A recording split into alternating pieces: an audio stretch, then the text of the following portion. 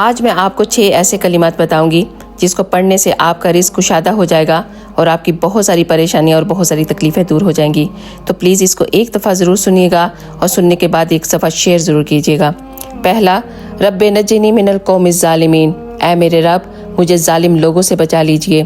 رب انی لما انزلت الی من خیر فقیر، اے میرے رب تو جو کچھ بھی بلائی میری طرف اتارے میں اس کی محتاج ہوں۔ رب انی مغلوب فانتصر، اے میرے رب میں بے بس ہوں میری مدد فرما۔ رب لا تذرنی فردا وانت خیر الوارثین، اے میرے رب مجھے تنہا نہ چھوڑیے گا، بے شک تو سب وارثوں میں سب سے بہترین وارث ہے۔ رب ارحمہما کما ربیانی صغیرا، اے میرے رب میرے ماں باپ پر رحم فرما جس طرح انہوں نے بچپن میں مجھ پر رحم فرمایا۔